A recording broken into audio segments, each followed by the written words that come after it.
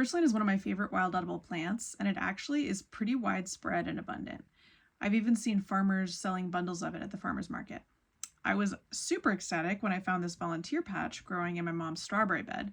She actually left it in there for me so I could harvest it. Normally she would pull this out, as would many gardeners, because it is a weed. But it's actually pretty unique. So Purslane is a succulent. It gives kind of a unique snap to the texture, which is really yummy. And it's kind of like okra, so it's got that kind of slimy feel that okra does, which some people love and some people do not love so much. Some people like to eat this raw as it is, and some people like to pickle it.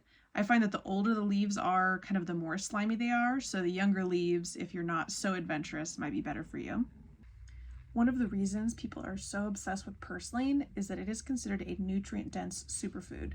It has really high levels of omega-3 fatty acids for like a leafy vegetable, and it has antioxidants, and it's high in several vitamins and minerals. The stems, like the older stems, can get a little bit fibrous, so it's best to eat them only kind of the young shoots at the end and pull off the leaves from the older stems if you're going to eat those. The flowers are yellow, which turn into seed capsules with little black seeds in them, and you can collect those seeds and put them in the garden if you want. Purslane is very drought tolerant, which partially because it's succulent, right? It's storing the water in the leaves.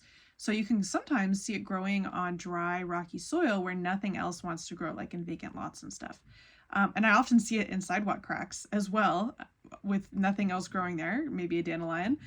So be sure to harvest this from somewhere that isn't contaminated, because it seems to like to grow in those types of areas, so it can be kind of hard. There are a couple lookalikes for this plant, but none of those lookalikes have succulent leaves, so that is definitely a giveaway. You want to look for the rounded shape of the leaf. There are other succulents that have like pointed leaf ends, so don't harvest those.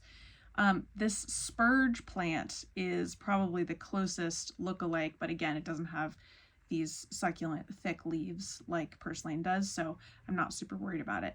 Whenever you're harvesting something in the wild though, always make sure that you are looking, like before you even go, look up on Google if it has any toxic lookalikes, because you really don't want to mess that one up. Have a great time harvesting purslane. Feel free to comment if you have harvested this plant before and what you like to do with it, how you like to prepare it. Do you like to put it in sandwiches and whatnot? We would love to know. Thank you so much for watching.